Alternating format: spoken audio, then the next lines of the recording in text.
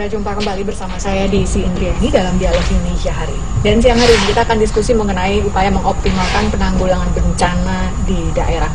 Hingga April tahun ini diprediksi masih akan turun curah hujan cukup tinggi di beberapa daerah, sementara di beberapa pulau lainnya justru sudah mulai menghadapi atau menyongsong kemarau panjang. Ini akan kita diskusikan bagaimana kemudian kesiapan di daerah, termasuk juga kesiapan masyarakat dalam menghadapi kemungkinan terjadinya bencana lanjutan, bersama dua orang narasumber yang sudah hadir di studio pada siang hari ini. Di samping kiri saya, Bapak Tri Budiarto, Deputi Penanganan Darurat BNPB. Selamat siang, Pak Tri. Terima kasih sudah hadir. Kemudian kami juga mengundang Pak Ramlan, Kabid Prediksi dan Peringatan Dini Cuaca BMKG. Saya ingin mengajak Anda untuk menyaksikan prolog berikut ini. Mari kita saksikan bersama.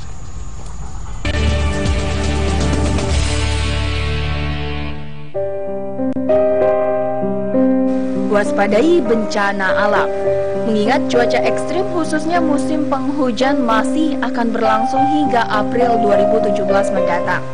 Selama ini, cuaca ekstrim berpeluang hujan lebat disertai angin kencang dan sambaran petir.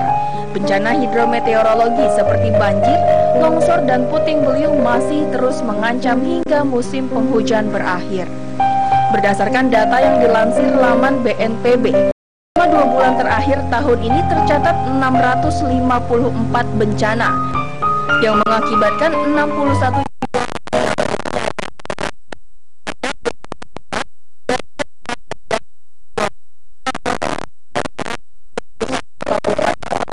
sedangkan longsor terjadi di 13 provinsi dan 69 kabupaten atau kota. Dibutuhkan kerja keras pemerintah dan juga peran serta masyarakat dalam mengantisipasi dan menanggulangi bencana alam. Seperti di Kabupaten Lebak, Banten, Badan Penanggulangan Bencana Daerah atau BPBD menetapkan status siaga bencana alam hingga Maret 2017 dengan mengoptimalkan piket selama 24 jam. Karena berdasarkan perakiraan dari Badan Meteorologi, Klimatologi, dan Geofisika BMKG Banten diperkirakan hingga Maret 2017 curah hujan meningkat di wilayah Kabupaten Lebak. Masyarakat pun harus turut meningkatkan kesiapsiagaan dan mengenali kondisi lingkungan sekitar.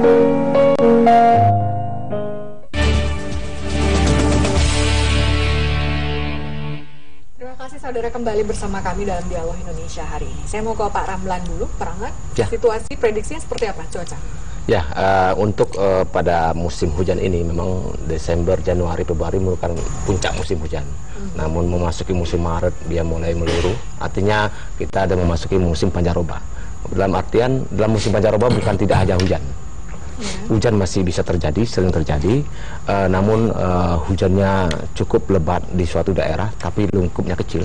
Nah, ini juga bisa menyebabkan juga banjir, longsor, segala macam. Nah, ini yang perlu kita antisipasi.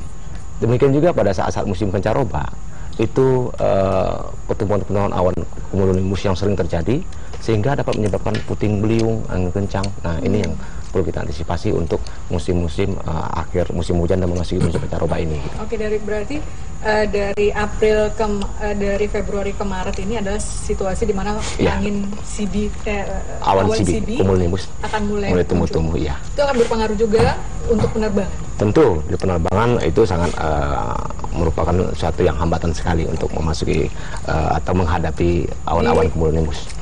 Langit mana saja nih sudah mulai terpantau munculnya titik-titik atau awan-awan CB? Karena kita khawatirnya kan dengan penerbangan banyak pesawat yang jatuh, beberapa yang jatuh karena kemudian berbenturan dengan awan CB. Ya, kami punya data terakhir untuk pada hari-hari ini tentu lebih banyak kejadiannya awan-awan CB di sebagian barat, pesisir barat Sumatera.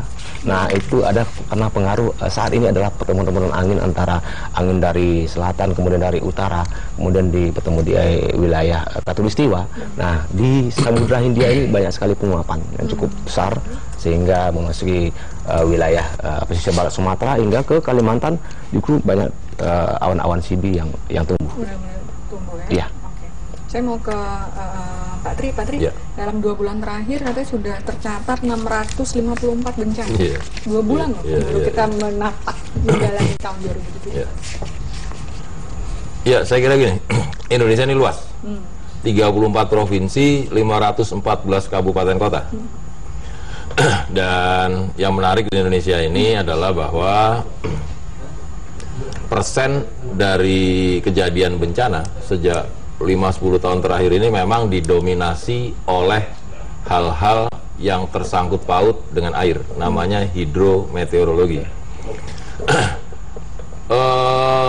Kemarin misalnya Kota Bogor, lalu kemudian PD yang pada bulan Desember lalu terjadi gempa, itu juga banjir, lalu sebagian di Riau juga banjir, beberapa kota kabupaten di Jawa Tengah banjir.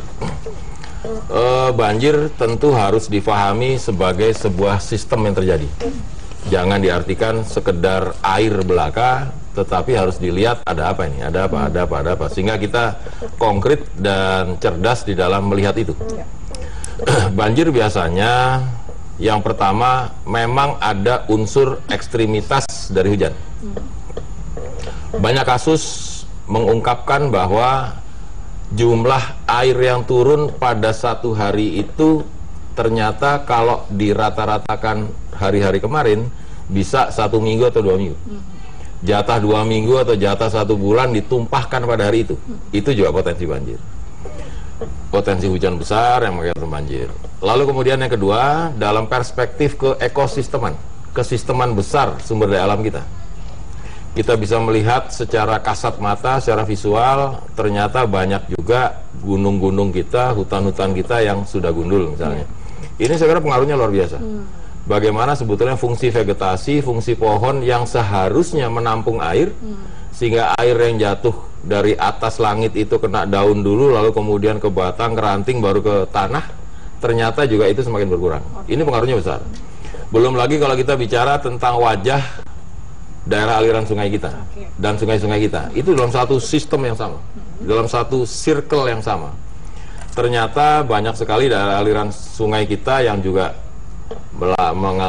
terjadi penyempitan, terjadi pendangkalan. Yang satu hal lagi sebetulnya tidak kalah pentingnya adalah urbanisasi. Pada kota-kota besar, jumlah masyarakat yang menuju kota itu besar dan banyak sekali.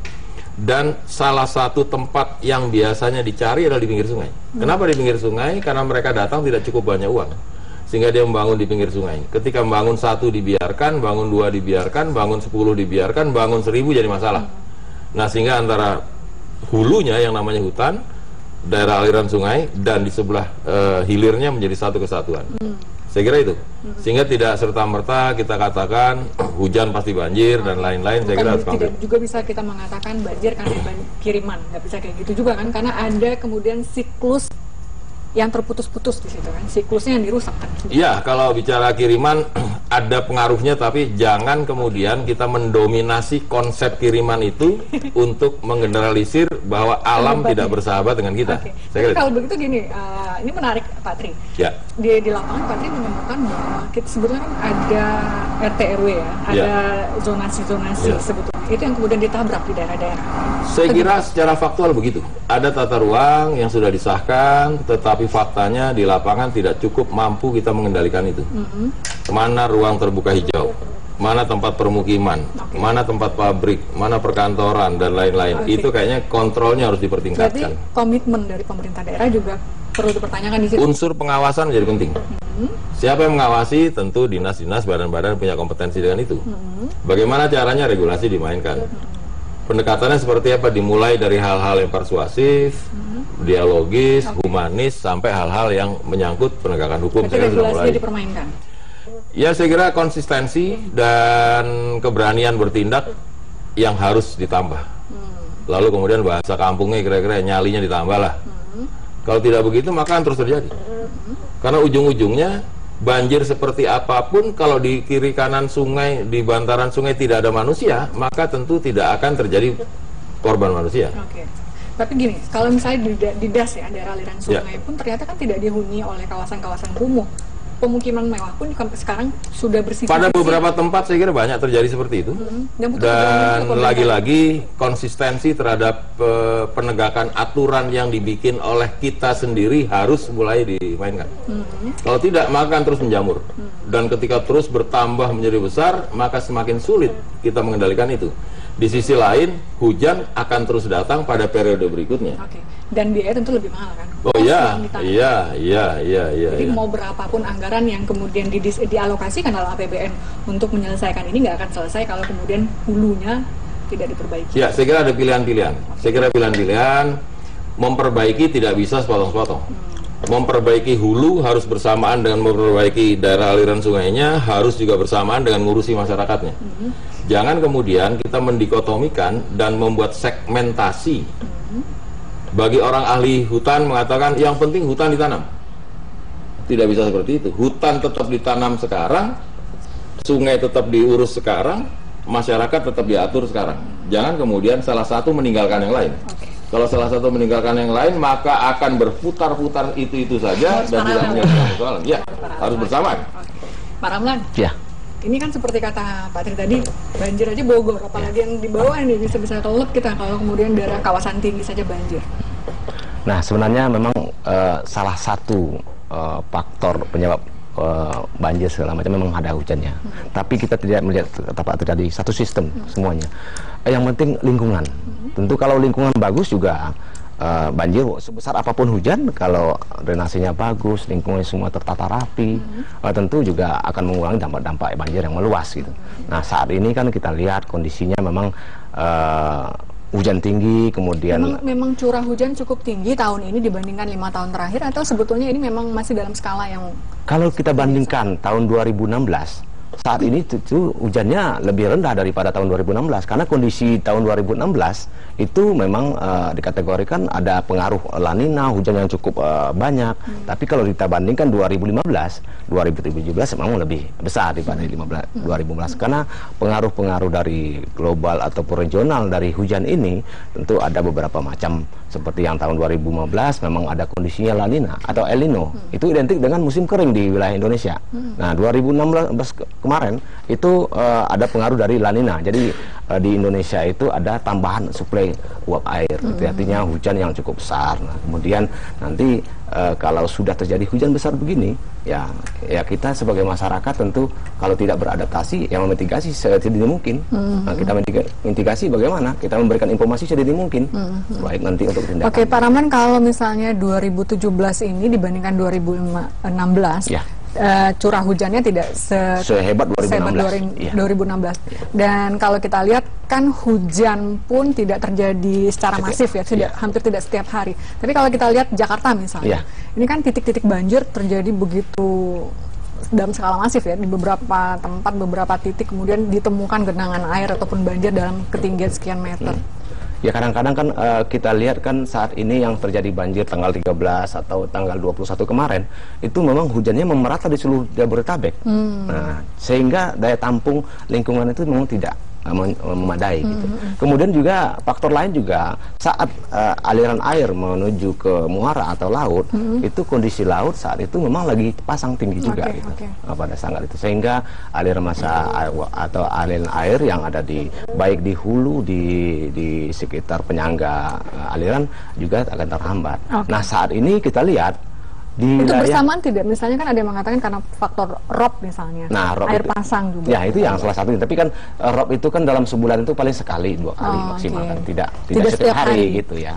Nah, kalau saat ini kita lihat kan hulunya di daerah Bogor itu memang kondisinya saat ini dalam 1-2 hari ke depan ini memang ada potensi hujan yang cukup besar di hulunya. Kalau kita lihat Jakarta kembali, Jakarta Great Wall itu kan sudah ada tuh dibangun. Itu ternyata juga tidak membantu atau gimana Pak Tri? Saya kira secara makro ini, banjir saya kira ada 2. Yang satu bicara daerah aliran sungai, itu di daerah-daerah pinggiran. Yang satu lagi bicara di perkotaan, pasti bicaranya adalah gotnya buntu, pastilah. Begitu dibuka kalau nggak sampah, lalu kemudian batu, kalau nggak lumpur, kalau nggak macam-macam. Belum lagi kabel di sana sini, kalau kita buka tuh numpuk jadi satu, sehingga apapun yang masuk menjadi tersangkut. Nah, sehingga pendekatan-pendekatannya pun harus spesifik. Untuk kota ini seperti ini, untuk kota ini seperti ini, untuk kota ini seperti ini. Tapi konkretnya kalau di perkotaan pasti persoalan drainase seperti di Bandung kira-kira setengah tahun lalu. Lalu kalau di daerah aliran sungai biasanya penyempitan dan pendangkalan. Nah, kembali pertanyaan Mbak Desi tadi, bagaimana dengan DKI 1 minggu yang lalu? Tadi disampaikan oleh Pak Ramlan, hujan merata. Itu juga satu faktor. Yang kedua, pembenahan belum tuntas 100%. Ya. Lalu yang ketiga, ada pada beberapa titik kemudian got yang besar-besar itu juga pecah. Ketika membangun apa, terlihat dengan mata kepala sendiri juga pecah, itu juga persoalan. Nah, dengan begitu memang harus ada inisiatif baru untuk bagaimana strategi DKI ini. Ya. Nanti kita diskusikan lebih lanjut, tapi kita harus break dulu. Tetaplah bersama kami dalam Dialog Indonesia hari ini.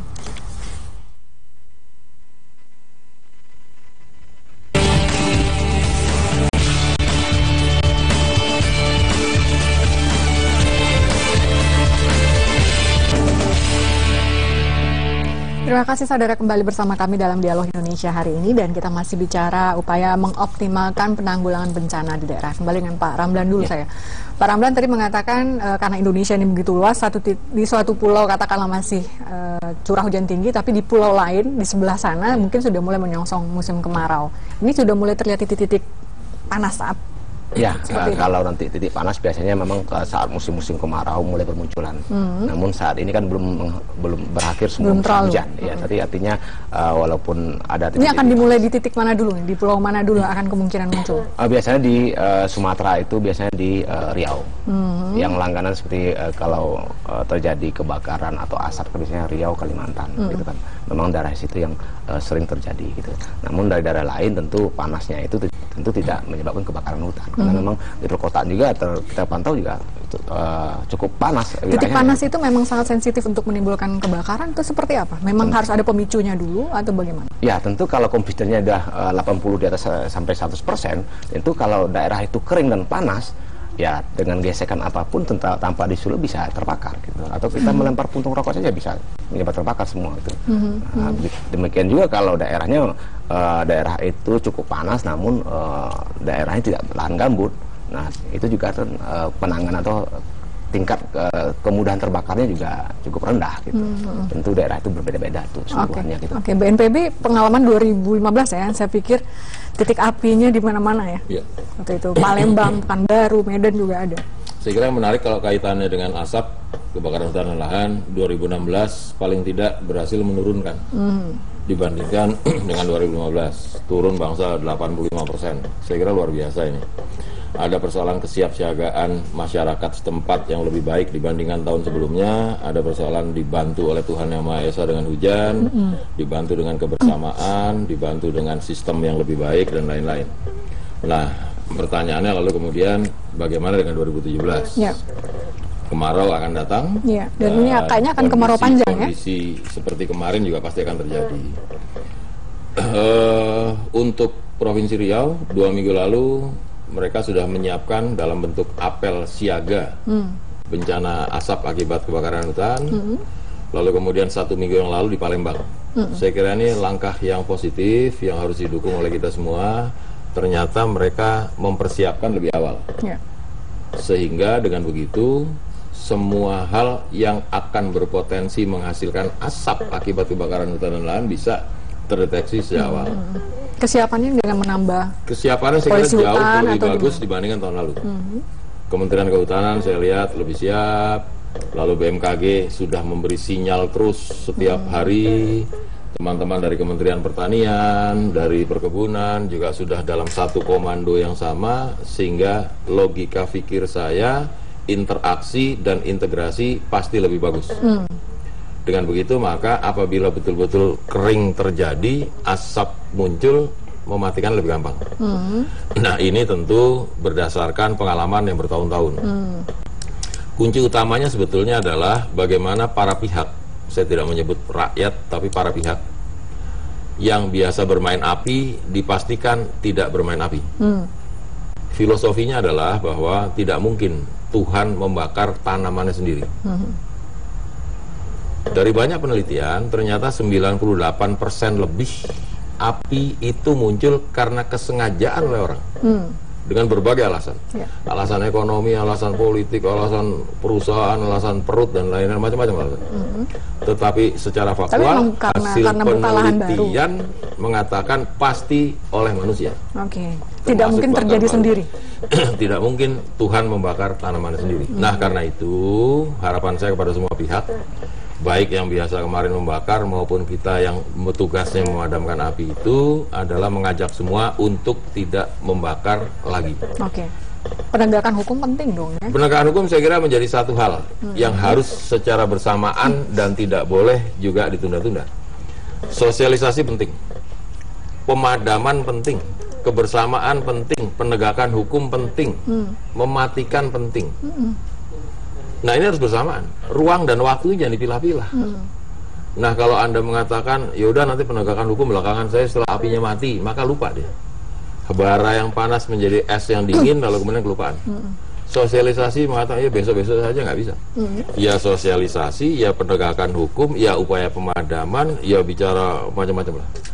Nah, dengan begitu, kalau itu bisa dalam satu ruang dan waktu yang bersamaan, maka insya Allah 2017 hampir dapat dipastikan lebih bagus dari 2016. Baik, Pak Ramlan, ini siklusnya agak pendek ya, tahun 2015 menuju 2017 kita sudah harus menghadapi musim kemarau panjang.